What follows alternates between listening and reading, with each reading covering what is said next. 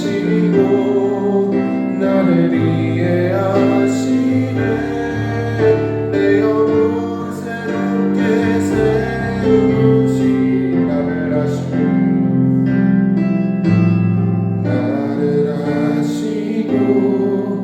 나를 이해하시네.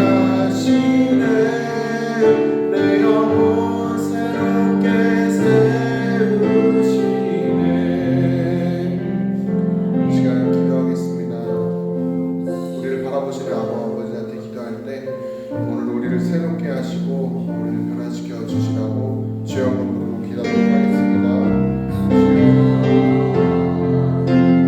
이제 날씨가 많이 푹해진 것 같아요. 어제 저녁에는 제가 겨울 이불을 이렇게 덮고 잤거든요. 그런데 막 더워가지고 잠을 못 자겠어. 그래갖고 한밤중에 그거를 다 걷어내고 여름 이불을 덮고 잤어요. 날씨가 너무 이렇게 더워졌는데 애들 이제 무더위인데 여러분들 건강 조심하시고 항상 이 시원한 생수의 말씀을 늘 먹으면 있잖아요. 더위까지도 이겨내더라고. 우리 생각을 지켜주면요, 덥다는 생각이 안 들어요. 말씀으로 날마다 승리하고 말씀과 동행하는 여러분들 되시기 바랍니다. 네. 오늘도 말씀을 통해서 또 우리가 주님을 만나야 되는데, 오늘 말씀의 주제는 여러분들 제목이야 뭐라 그랬어요? 길갈 세대의 애통이라고 그렇게 했는데, 우리 말씀의 주제는 그거예요. 우리가 이 땅에서부터 하나님 나라를 경험하는, 하나님 나라가 뭐예요? 사랑과 일과 화평이잖아요. 그럼 우리가 이 땅에 살아가는 동안에 현재적인 하나님 나라, 사랑과 일과 화평과 더불어서 모든 것이 영육간에 부유한 축복을 받는 거. 이런 삶을 살아가기 위해서는 우리는 이 세상에서 교회 생활을 하는 가운데 우리는 이 세상의 인본주의, 이 사상을 잘 분별하고 그걸 물리치는 영적인 싸움을 싸워서 이기는 자가 되어야 된다는 것입니다. 저 여러분들이 교회를 다녀도 나 이제 교회 다녔으니까 나는 이제 하나님께서 이제 복을 주실 거예요. 아니에요. 이기는 자에게 지금 현재적인 하나님 나라를 누릴 수가 있고, 아멘. 이기는 자에게 하나님께서 장차 어떻게 한다고 했어요? 생명나무에 과실을 먹게 해주신다고. 뭐를 또 주시나요? 힘들을 주신다고 그래요. 그뿐만이 아니에요. 여러 가지 약속을 하나님께서 다 주신 겁니다. 영원한 생명을 또 얻게 하시는 것도 이기는 자가 되어야 된다는 겁니다. 여러분, 오늘 본문에 나오는 길갈과 보김이라는 장소, 이 보김이라는 장소는 베델이라는 장소예요. 길갈은 이스라엘 백성들이 광야 생활을 끝마치고 가나안 땅에 처음에 도착한 땅이에요. 그런데 처음 길갈에 도착해서 하나님 앞에 무슨 일을 행했느냐? 우리 하나님 앞에 이렇게 40년 동안 인도하신 우리 하나님께 감사하면서 신앙을 다짐한 장소, 첫 번째 진을 친 곳이에요. 가나안 땅, 약속의 땅 딱 도착해서 거기서 무슨 일을 했느냐? 적들이 앞에서 있는 상태에서 할례를 행한 거예요. 한마디로 요즘 말로 하면 포경수술하는 남자들이. 그러면 그 포경수술하면 그걸 어떻게 돼요? 3일에서 일주일은 끙끙 앓아야 돼. 움직이지도 못해. 그런데 어떻게 했어요?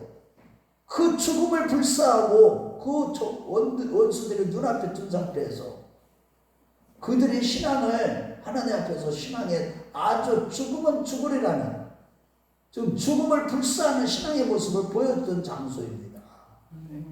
그래서 우리 하나님께서 그곳에서 이스라엘 백성들을 향하여 너희들의 애국의 수치가 물러갔다라는 뜻에서 그곳 이름을 갖다가 길갈이라고 한 거예요. 자, 그런데 얼마 지나지 않아서 이제 보김이라는 곳에 저기 왔을 때, 보김이라는 곳이 뭐 베델 쪽으로 이렇게 이동을 했을 때, 그때 여호와의 사자가 거기까지 찾아오셔서 오늘 본문에 말씀하시는 거예요.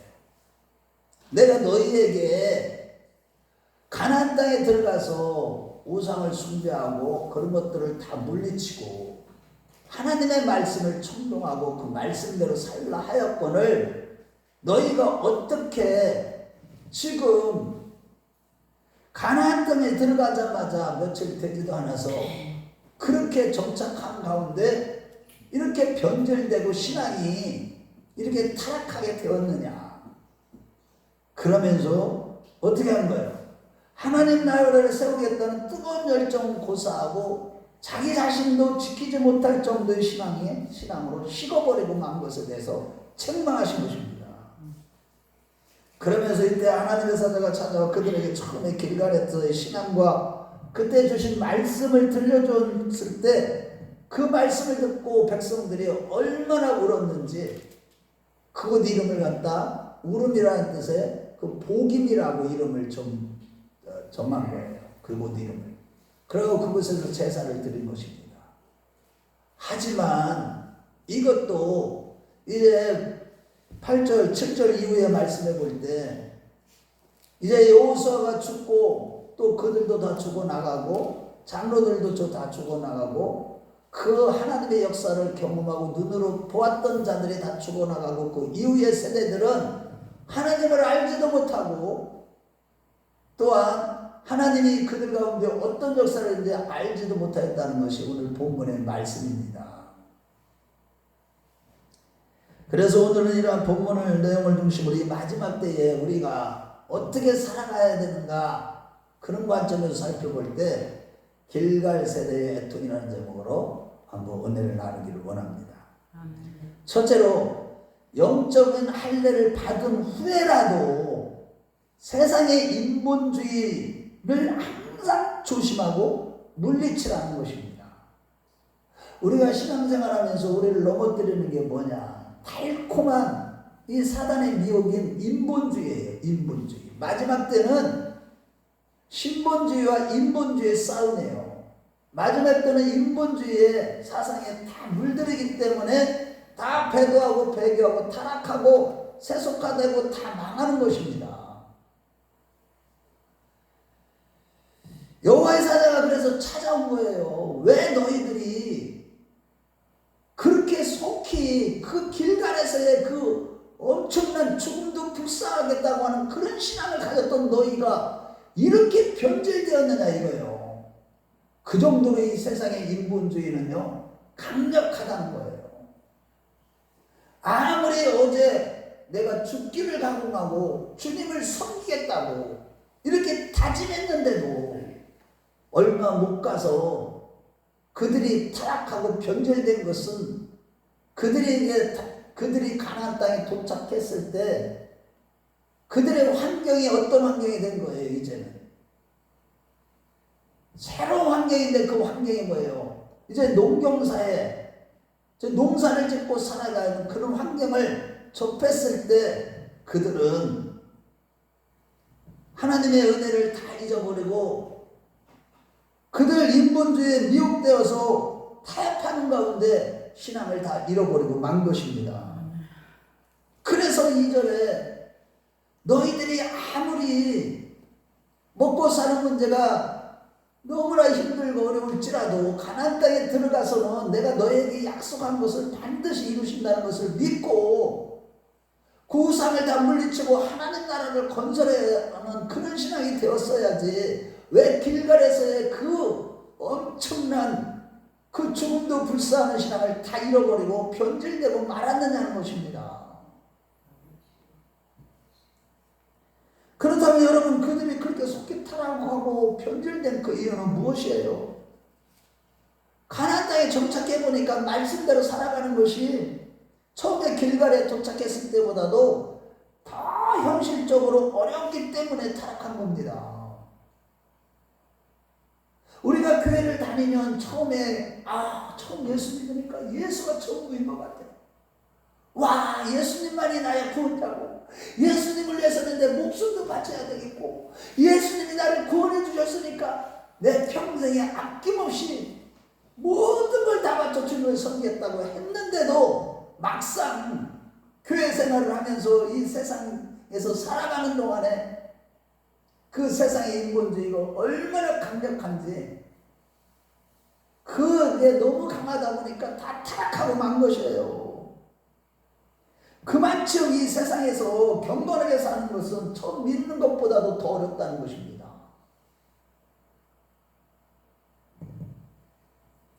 그래서 어느 시대나 성도들은 반드시 성경에 보면 승리할 수 있다고 약속하고 있음에도 세상 현실 속에서는 주님의 능력을 인정하지 못하고 신앙을 쉽게 잃어버리고 타협할 때가 허다했던 거예요. 기독교 역사를 봐도 성경에도 그랬고,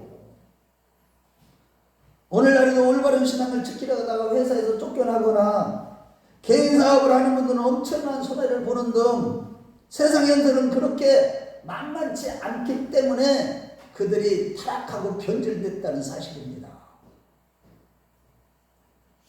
두 번째 이유는 옛날처럼 죽으면 죽으리라는 시기의 신앙생활을 하기란 자살행위 같은 그런 현실이 되어버린 거예요.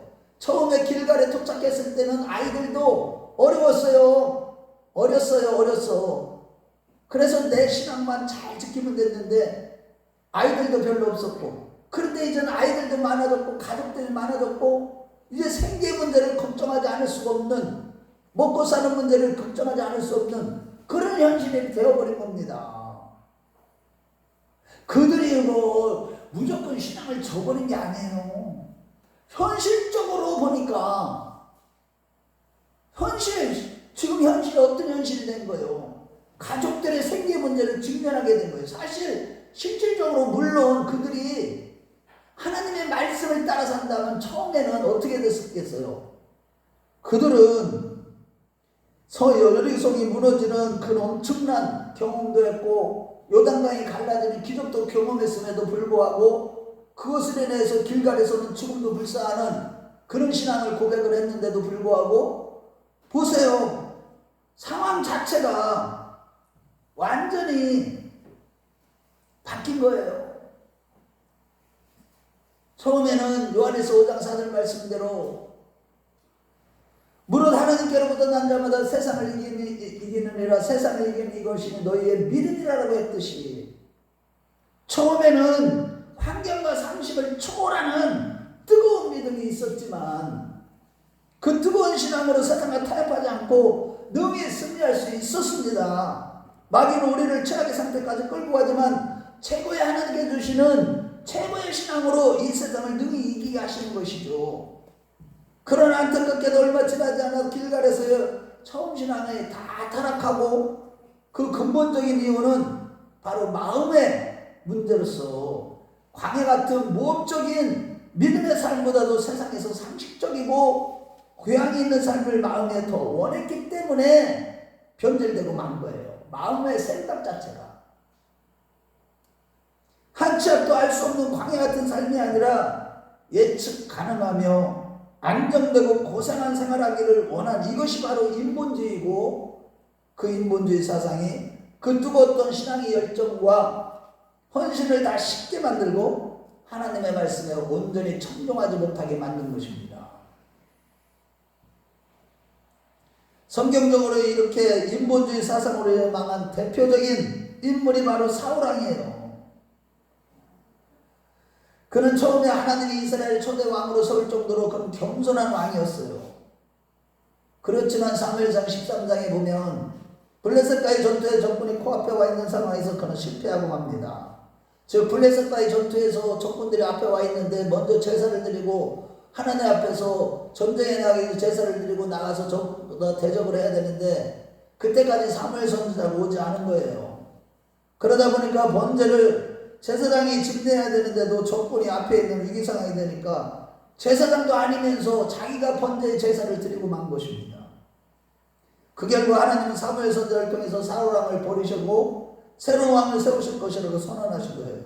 이때 그는 겸비한 자세로서 회개한 마음으로 또 온전히 하나님의 말씀에 순종하고자 하는 회개의 신앙의 모습을 취했지만 오히려 사무엘상 15장에 보면 아말렉과의 전쟁에서도 또다시 그 아말렉 사람들의 모든 사람들, 어린아이서부터 모든 짐승부터 모든 것을 다 진멸하라고 했는데 그 아말렉 왕 아각을 살려주고 좋은 짐승들을 가지고 살려주고 만 것입니다. 그래 우리 하나님이 너무 기가 막힌 거예요. 그래 사무엘 선지자가 성령의 감동을 받아서 왜 그렇게 했느냐 그러니까 또 이번에는 그거는 거짓말을 하는 거예요. 더 좋은 짐승은 하나님 앞에 번제를 드리기 위해서 살려뒀다고 하면서, 그러면서도 또 자신들의 죄를 갖다가 백성들의 죄로 전가해 버리고 마는 것입니다. 그래서 사무엘상 15장 23절에 보니까 하나님께서 뭐라고 말씀하세요? 사울왕이 말씀을 버렸으므로 하나님께서도 사울왕을 버렸다고 한 것입니다. 이같이 하나님의 말씀을 버리고 인간의 소견에 옳은 대로 행하는 것, 이것이 바로 인본주의예요. 이것이 우리를 속여서 하나님의 뜻을 대적하게 하는 마귀의 가장 큰 무기로서, 지금 이 시대의 마귀의 가장 큰 무기가 뭐냐? 인본주의 사상이에요. 우리 신앙생활에 아주 치명적인 아킬레스건이 바로 인본주의라는 거예요. 여러분들, 인본주의가 뭐예요? 인본주의가 항상 인간들의 생각을 의지하는 거예요. 마음의 생각이 사람 중심이에요. 하나님 중심이 아니라. 사람이 우선이에요. 하나님이 우선이 아니라. 이것이 마지막 때 최고의 사단의 무기입니다. 여기에 다 넘어가는 겁니다. 그래서 다 타락하고 종교 통합도 이루어지고 다른 종교에도 고리딱하고 다 인본주의에서 나온 겁니다. 이게 사단이 아주 요걸로 우리를 다 멸망의 길로 끌고 가는 거예요. 우리 신앙생활에서 최고의 아킬레스건은 인본주의 사상이라는 사실이에요.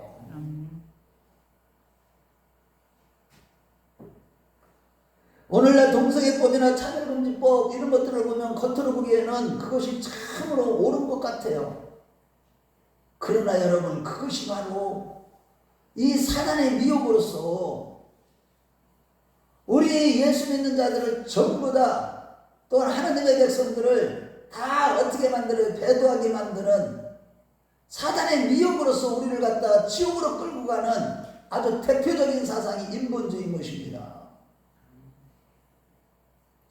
잠언 14장 10절 말씀에 어떤 길은 사람의 보기에 바르나 필경은 사망의 길이라고 했듯이 인본주의 사상이 눈으로 보기에는 바르게 보여요. 그런데 그것이 필경은 사망의 길을 들어요. 우리 잠언 14장 12절로 한번 찾아가 봅시다. 저희 시편 다음에 잠언 한번 14장 12절. 잠언 14장 12절. 우리가요 예수를 믿을 때 이런 분별력이 없으면 자꾸 또 엉뚱한 기복주의에 빠지게 되고, 기복주의고 뭐고 다 인본주의에서 나온 거예요. 우리 한번 14장 12절 같이 한번 읽어봐요. 잠언 14장 12절 시작. 어떤 일은 사람이 보기에 바르나 필경은 사망의 길이로다.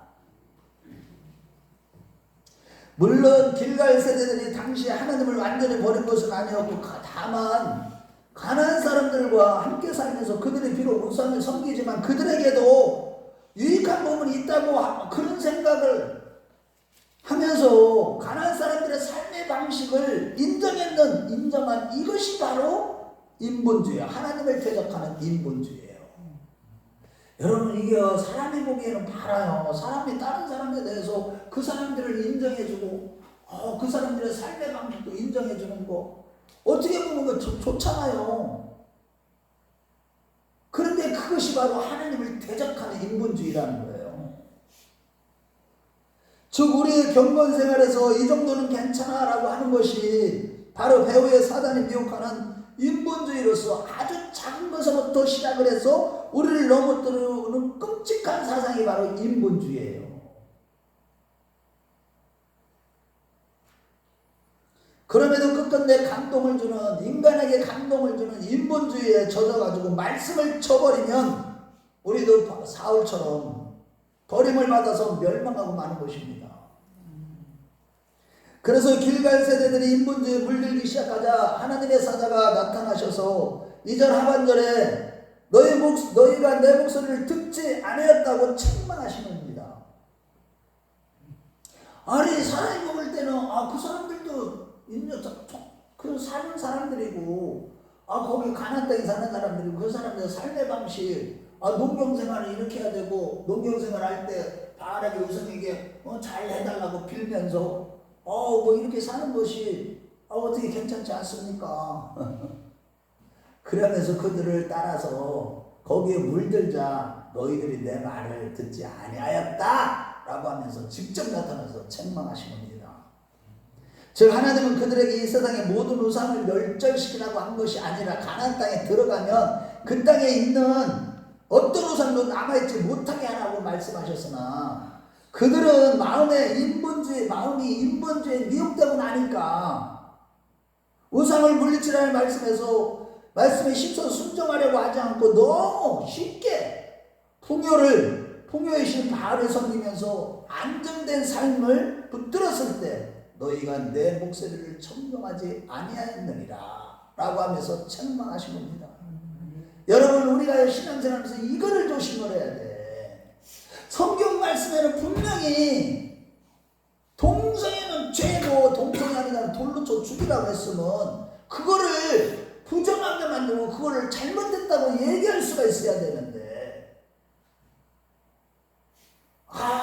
그 사람들도 사람이 아니냐고, 그 사람들도 한 인격이 아니냐, 그 사람들도 인정해 줘야 되지 않느냐. 하나님의 말씀보다도 인간의 생각이 위에 올라가는 거.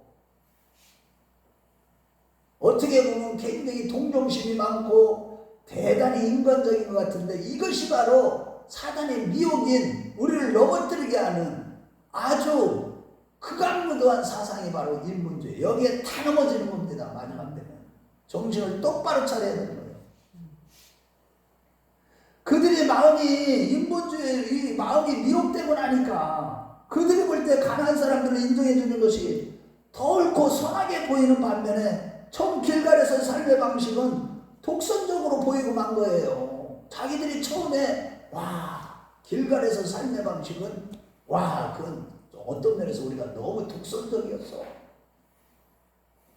그 땅에 살면서 그들을 인정하지 않는 것은 이 세상에서 결코 다른 사람들과 어울리지 않겠다는 말과 같고 사회생활을 포기하겠다는 것과 같으나 이러한 생각과 삶이 바로 우리가 항상 조심해야 되는 배후의 사단이 미혹하는 인본주의 사상인 겁니다. 여러분, 오늘 말씀 잘 들어요. 결국 우리 한번 계시록 17장 16절 말씀해 보세요. 사단이 결국은 우리를 어떻게 하는 거예요? 인본주의에 물들어가지고요, 이 사단의 속성이 얼마나 무서운 줄 아세요? 결국에는 우리를 넘어뜨려가지고 얼마나 극악무도한지 보세요. 요한계시록 17장 16절 한번 읽어봐요. 자,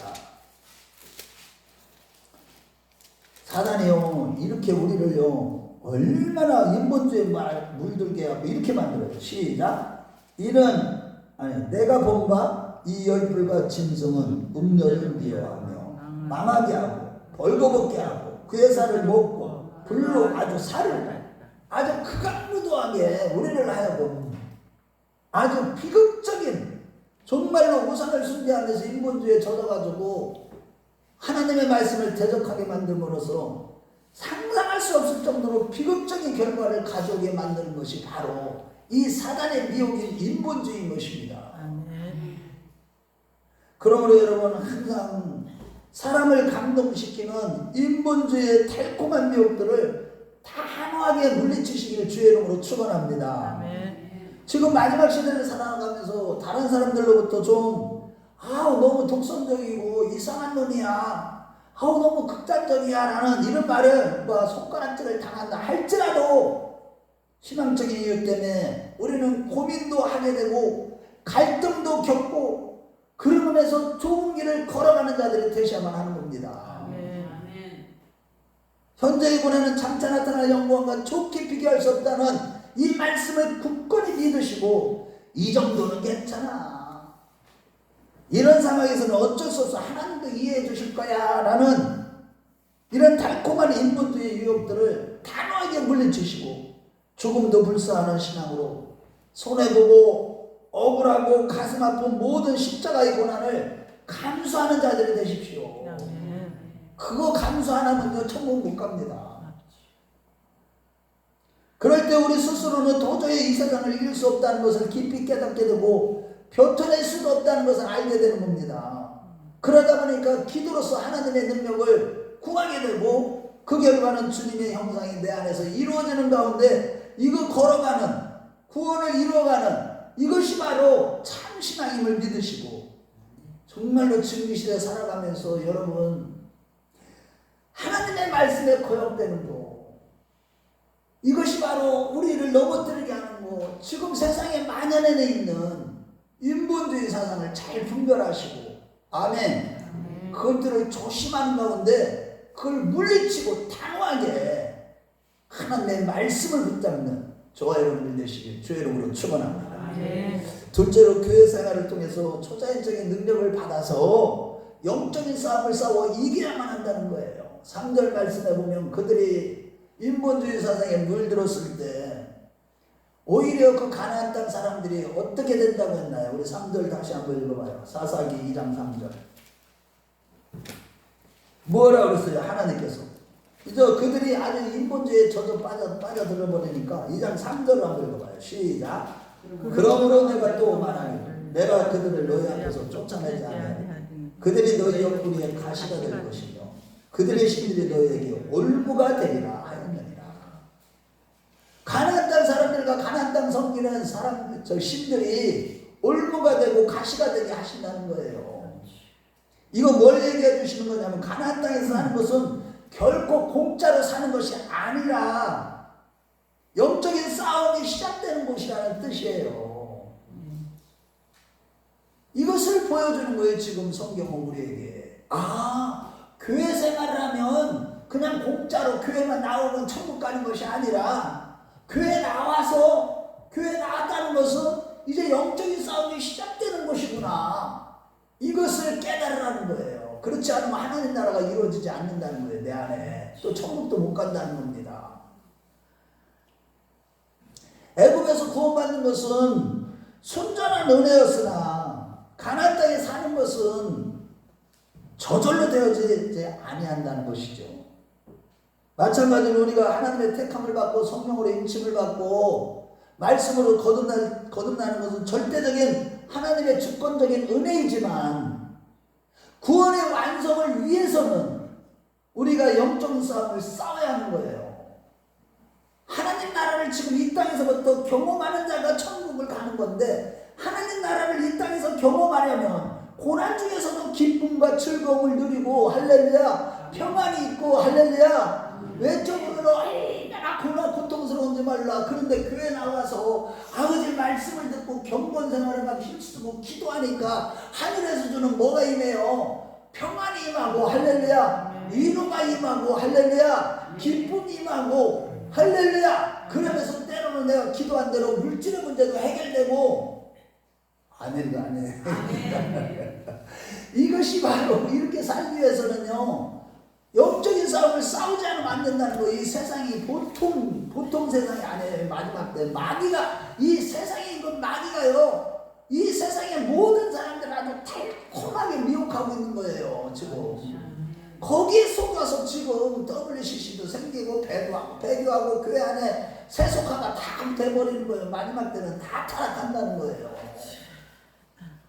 진짜 믿음 있는 자를 보겠느냐 예수님이 탄식하시는 거예요. 여러분 제가요 이거를 보면서 제가 왜 하나님이 이번에 가니까 그러시더라고. 야 너는 뭔가 이렇게 했다가도 떨어지고 이런 사역도 하고 이런 사역도 하고 이런 사역도 했지만 그렇지만 너는 말세에 내 종이기 때문에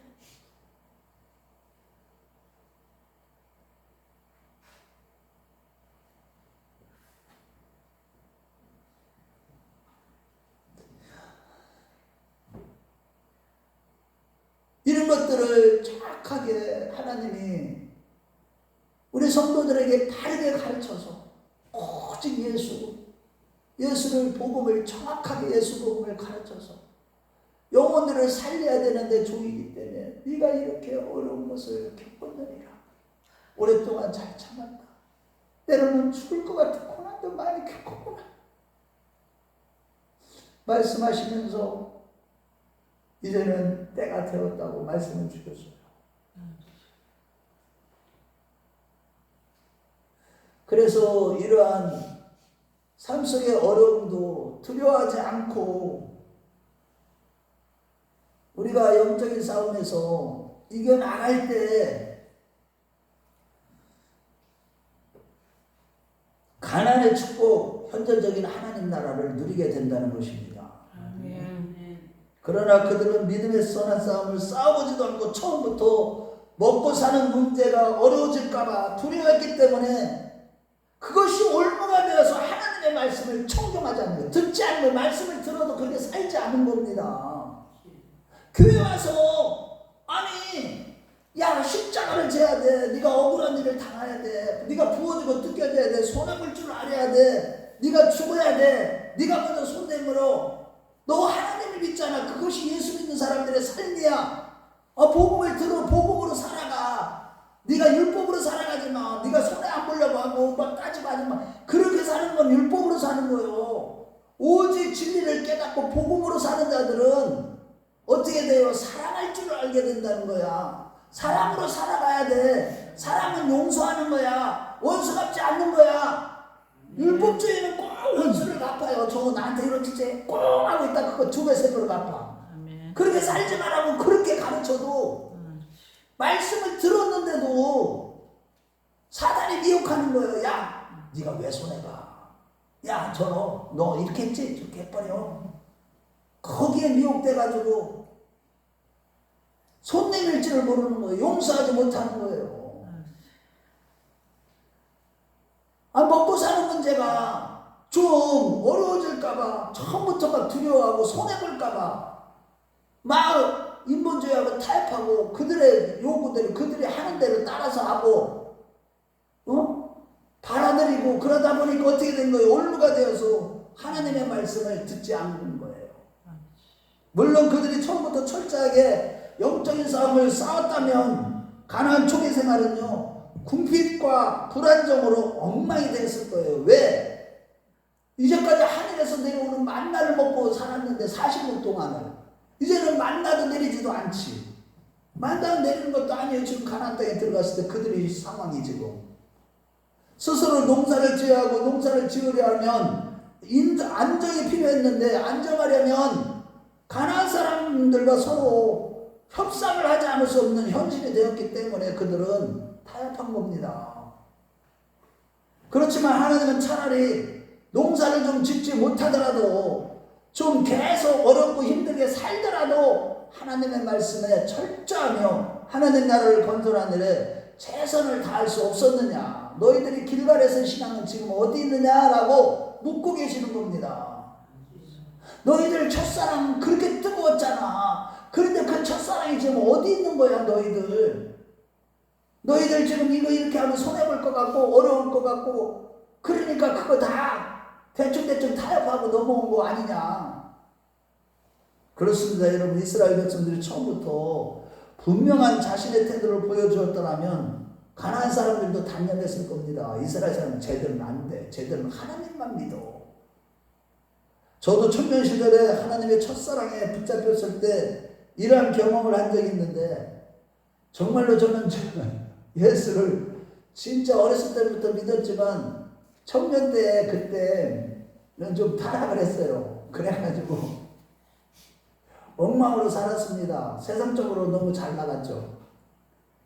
그런데 어느 날 제가 갑자기 변하더니 완전히 새 사람이 돼가지고 교회를 다니더니 아주 그들이요 우리 나한테 친구들이 얼마나 많았겠어요. 내 주변에 내가 막 다 사주고 다 했으니까 주변에 그러니까 뭐 회사에서도 인정받은 사람이 있지 뭐든 그러니까 사람들이 얼마나 저를 달콤하게 미혹하겠어요.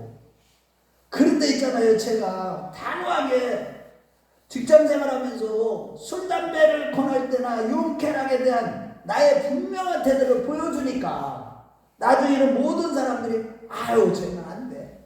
쟤는 죽으려고 저렇게 갑자기 변하면 죽는다는 거야. 근데 죽을 때가 돼갖고 쟤는 안 돼.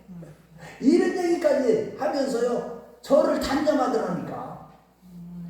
하지만 길갈 세대는 나야 처음부터 싸우지도 않고 야 쟤들하고 타협하지 않으면 먹고 사는 문제 치명적이고 살 수도 없어. 그러면서 두려워하고 타협했기 때문에 가나안 사람들이 끝까지 물건들어서 그들 안에 이방인들의 삶과 신앙의 모습을 몰아내기가 어렵게 된 것입니다. 가나안 땅에서 믿음의 싸움을 싸우지도 않고 타협했기 때문에 점점 더 가나안 사람들의 올무에 빨려 들어가서 신앙적으로 침체될 수밖에 없었던 것이죠. 그런데 4절과 5절 말씀에 보면 그들은 하나님의 사자를 통한 주시는 말씀을 통해서 주님을 사랑하지 못한 것은 애통하는 마음과 옛날에 그 열정이 생각난 겁니다. 그동안 타협하면서 살면서 마음속에 한 구석에는 신앙의 뜨거운 열정을 잃어버렸다는 죄책감이 있었는데 하나님의 사자가 찾아오셔서 그들이 옛날에 은혜 받고 모든 삶을 하나님께 바치기로 결단했던 그 길갈에서의 그 고백, 그들의 신앙을 들려주셨을 때 순수했던 과거가 생각나면서 뜨거운 눈물이 흘러내린 것입니다. 눈물이 얼마나 많이 흘렀는지, 심지어 소리를 지르면서 얼마나 많은 사람들이 울었는지 후손들은 그곳의 이름을 우는 사람들이라는 뜻의 복음이라고 이렇게 부르게 되었고, 그곳에서 제사를 드린 겁니다. 이렇게 말씀을 듣고 올 수 있다는 것은 그들이 옛날에 한때는 뜨겁게 주님을 사랑할 때가 있었으나 생활의 염려로 말미암아, 여러분들 세상의 염려, 세상의 염려 하지 마세요. 하지 말라고 해도 염려가 되는데 그 염려거리가 없는데 어떻게 하느냐 그러지만은 그래도 있잖아요. 하나님 앞에 다 맡기세요. 아멘. 자꾸 세상 염려에 빠지면 인본주의에 타협하게 되는 거예요. 그런데 그런 신앙생활 하다가 마음이 메마를 때로 메마르게 된 거예요. 그런데 자비하신 주님이 오셔서 복음을 들려주시니까 옛날에 그 순수하고 열정이 마음속에서 다시 끌어올라서, 그래서 눈물이 아주 그냥 비같이 쏟아져. 저는 이걸 경험할 수도 없어요. 눈물이 그냥 막 흘러내린 거예요. 복음에서. 이게 길갈 세대의 애통입니다. 하지만 7절과 10절 말씀을 볼 때 그들이 울었다고 해서 문제는 옛날에 길갈이 그때로 완전히 돌아간 것이 아님을 알 수가 있어요. 왜냐하면 이때 그들이 만일 처음 가졌던 길갈에 죽음도 불사하는 신앙으로 완전히 회복됐다면 그들의 자손들에게, 어떻게 세대들에게, 후세대들에게 그것을 계승해야 됐지만, 여호수아가 죽고 그들이 다 죽고 났을 때 다른 세대들은요 하나님 자체를, 하나님 그분 자체를 몰랐다는 거예요. 하나님이 그들 가운데 역사하는 것조차도 아무것도 가르치지 않은 거예요. 그들이 진짜 하나님께로 완전히 돌아와서 처음 신앙, 목숨을까지도 바치는, 하나님께 목숨까지도 바칠 수 있는 신앙이 완전히 회복됐다면 그것을 자손들에게 또 이웃들에게 계승하고 전승하고 전도를 했어야 되는데 그렇게 살지 않았다는 증거입니다.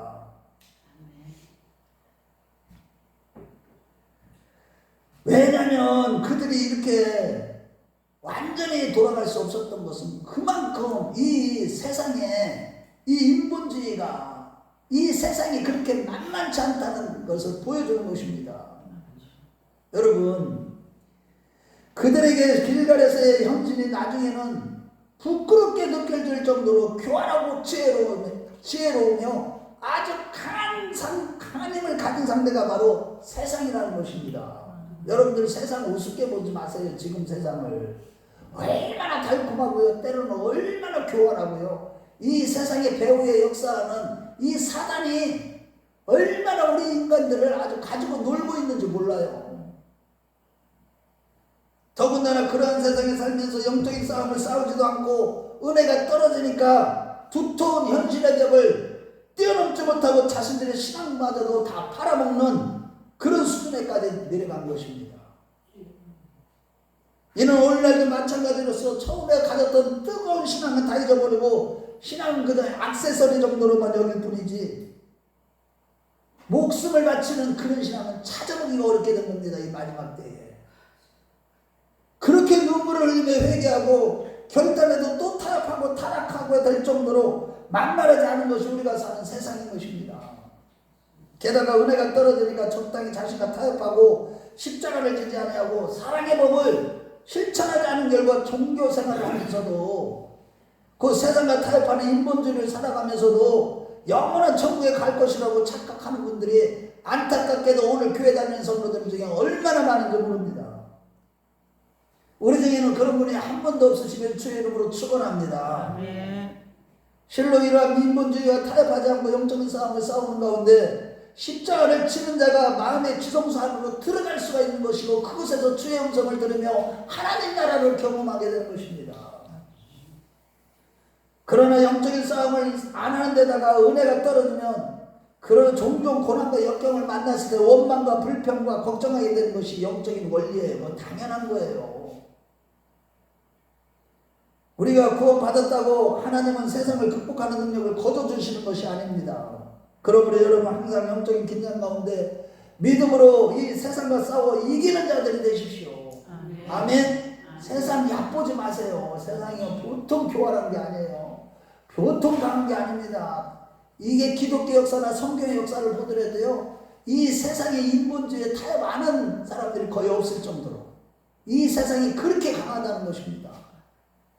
만약 우리에게 영적인 긴장을 늦춘다면, 긴장을 늦추면 천국은 침노하는 자의 것이라고 그랬잖아. 그런데 영적인 긴장을 늦추고 어떻게 침노를 해요? 영적인 긴장을 늦추면 세상과 싸워서 이길 수가 없는 것입니다. 늘 진정 하나님의 생명과 자유와 하나님의 그 능력과 기쁨을 원한다면 하나님이 허락하시는 영적인 긴장을 우리가 기꺼이 받아들이는 가운데 항상 영적인 싸움을 싸울 때 하나님께서 베푸시는 그 은혜로 이 세상에서의 시험과 역경과 싸워 이길 수가 있는 것입니다. 아멘. 영적으로 긴장하지 않으면 안 된다는 거예요. 긴장을 늦추는 순간, 즉 기도하는 것을 게을려 하거나 말씀 보는 것을 게을려 한다면 영적으로 항상 긴장하고 말씀으로 깨어 있어야 되고 기도로 깨어 있어야 되는데, 기도조차도 일주일에 한 번도 안 하고 성경도 한 번도 가까이 하지 않는 이런 삶을 살면 다 인본주의 생각에 그 마음이 다 미혹돼 가지고요, 사단이 내 마음을 다 지배해버리고 마는 거예요. 인본주의 사상으로. 다시 말해, 교회에 다닌다고 무조건 생명나무 과일을 먹는 것이 아니라 우리가 영적인 싸움을 싸워서 이기는 자가 생명나무 과일을 먹는다고 계시록 2장 7절에 말씀하고 있는 것입니다. 하지만 길갈 세대는 너무나 쉽게 상식을 가지고 생활 속에서 역경을 이겨보려고 했으나 오직 선물로 주어지는 하나님의 초자연적인 믿음의 능력으로 모든 역경을 이기는 것이고, 이러한 초자연적인 믿음의 능력으로 이 만만치 않은 세상과 영적인 싸움을 싸워 이길 때 하나님의 축복이 주어지는 것입니다. 아멘. 할렐루야. 아멘. 하지만 안타깝게도 오늘 대부분의 신자들이 이제 경제적으로나 모든 것이 다 이제 너무 잘 사는 지금 사망불 시대가 되다 보니까 영적인 긴장을 늦추고 살다가 은혜가 떨어지니까 눈에 보이는 안락과 안정만을 선택하기 때문에 대부분의 교회를 다니는 성도들조차도 기본 신앙조차도 다 팔아먹고 세상적이고 육신적으로 살아가는 것이 지금 현실 세대입니다. 그러므로 여러분 간절히 바라옵기는 지금 마지막 시대를 살아가면서 비록 세상에서 낙인으로 찍혀버릴지라도 하나님과 하나님의 말씀을 끝까지 신뢰하며 믿음의 선한 싸움을 싸우는 자들이 되십시오. 우리가 처음에는요, 손해보고 억울한 일을 당하며 정말로 너무나 억울하고 힘들고요, 너무나 괴롭습니다. 그런데 나중에는 하나님의 뜻대로 사는 것이 월등히 쉽게 된다는 것을 믿으시기 바랍니다. 싸우는 자는 그렇게 된다는 거예요. 안 싸우면요 항상 어렵습니다. 이 세상과 세상에 살아가는 것이. 십자가의 도를 행할 수가 없어요. 영적인 싸움을 싸우지 않으면.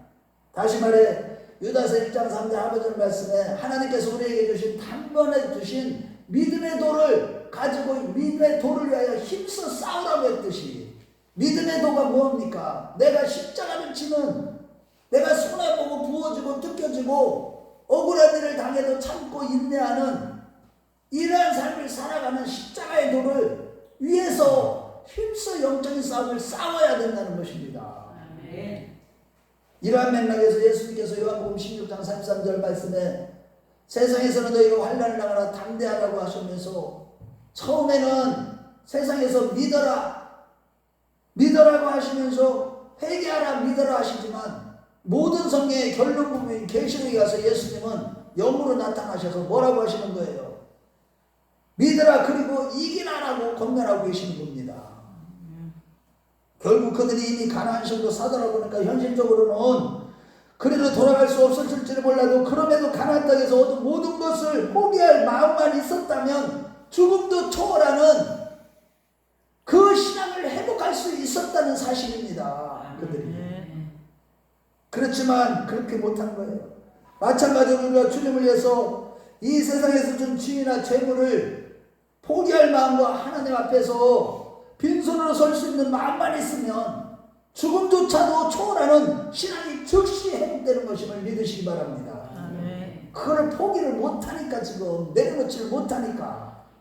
그런데 이런 마음이 저절로 생기는 것이 아니에요. 영적인 싸움을 부지런히 경건 생활을 통해서 싸우는 자들에게 이런 마음이 생기는 거예요. 세상에서 주는 것들은 포기할 수 있는 이런 마음을 갖게 되고, 이럴 때 하나님께서 우리의 신앙이 완전히 회복되는 가운데, 할렐루야, 마지막 때 하나님 나라를 경험하여 영적인 삶에서 날마다 승리하게 되는 것입니다.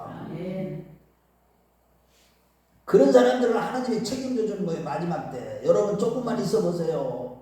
물질 쫓아간 사람들 다 물질인지 돈이 다 휴지 조각 됩니다. 조금만 있어 보세요. 저는 이거를 2007년부터 외쳤어요. 마지막 때에 대한 말씀을. 이러한 차원에서 8절에 보면 여호수아가 죽는 것을 강조하여 기록하고 있는 거예요. 아니, 하나님은 여호수아 없이도 이스라엘 백성들의 신앙과 삶을 지킬 수 있는 분이시기 때문에 사람을 의지하는 신앙을 버리라는 뜻에서 오늘 이게 사사기 말씀에 여호수아가 죽은 것을 여기에 또다시 기록하고 있는 겁니다. 하나님께서 창세전에 예비하신 하나님 나라를 상속하기 위해서는 사람을 의지하는 웅석 빠진 신앙이 아니라 우리 각자가 스스로 하나님의 은혜를 의지하는 그 신앙을, 그 굳건한 스스로 서는 그런 신앙, 아멘, 홀로 서는 신앙을 갖게 하기 위해서 이 말씀을 기록한 것입니다. 이처럼 우리 각자가 초자연적인 성령의 능력으로 충만하게 하시는 하나님의 은혜로 영적인 싸움을 끊임없이 이어만 천국을 상속받을 수 있음을 믿으시기 바랍니다. 아멘. 이처럼 우리가 초자연적인 능력을 항상 주님 앞에 받기 위해서는 어떻게 해야 되겠습니까? 철저하게 하나님께서 여호수아는 당하고 다 했어도 하나님은 뭐를 지금 교회를 하나님이 마지막 때 주신 거예요. 교회를 통해서 뭐를? 우리의 신앙을 지키라고. 이것이 교회의 신비예요. 여러분, 이 교회 생활을 쉽게 생각하지 마세요. 우리가요, 그래서 환난과 더불어서 유혹이 만만치 않은 이 세상에서 실패하고 절망적일지라도 이 악한 세대를 이겨내는 방법으로 주신 교회 생활에 힘써서 늘 말씀과 기도가 살아있다면, 내가 이 교회 생활 열심히 해보세요. 그러면 말씀으로 우리가 깨어있고 또 기도로 깨어있기만 한다면 어떤 일이 일어날 것 같아요? 언제든지 하나님의 은혜로 다시 일어날 수 있는 이것이 바로 교회의 신비라니까요. 이 교회라는 것이 그런 곳이에요. 그러므로 여러분, 어떤 환난과 어려움이 있어도 교회 생활에서 열심을 내시어서 하나님의 능력을 받아서 영적인 싸움에서 이 마지막 때 넉넉히 이기는 자들 되시길 주의 이름으로 축원합니다. 결론입니다, 여러분. 지금 이 시대는 영적으로 암흑기인 사사시대나 신구약 중간 시대처럼 점점 더 안락함이라는 세상의 유혹은 강해지고 있고요. 또 게다가 디모데후서 3장 12절 말씀대로 무릇 그리스도 예수 안에서 경건하게 살고자 하는 자는 핍박을 받으리라고 했듯이 세상은 다양한 방법으로 지금 지구촌의 여기저기서 경건한 자들을 핍박을 받고 있고, 직장이나 사회로부터 경건한 자들은 억울한 일을 당하며 고난을 받고 있는 것이 현실입니다. 이 마지막 때입니다. 그렇지만 여러분, 현재의 고난은 장차 나타날 영광과 족히 비교할 수 없다는 사실을 믿으시고, 어떤 어려움을 만나도 오직 하나님의 은혜를 의지하여 그 모든 고난을 감수하고 안락한 삶의 달콤한 유혹을 물리치는 자들이 되십시오. 아멘. 자꾸 안락한 삶을 추구해야 돼. 자신임도 모르게 깨어있지 않으면. 혹여나 교회 생활을 게을리함으로 인해서 초자연적인 성령의 능력이라는 주님의 은혜가 떨어지면 세상을 도저히 이길 수가 없고 버텨낼 수도 없게 될 것입니다, 여러분. 다시 말해, 하나님께서 지금 우리에게 세상에서의 고난과 환난을 허락하시는 것은 알곡 성도가 되도록 하기 위함을 믿으셔요. 아멘. 나를 알곡 성도가 되도록 하기 위해서 제가요 이번에요 가면서요 얼마나 울었는지 몰라요. 제가 차 타고 오면서 가면서 왜 나에게는 이런 고난이 있습니까? 왜 나에게는 이런 어려움이 연속일까? 아주 죽을 것 같은 고난이 한두 번도 아니고.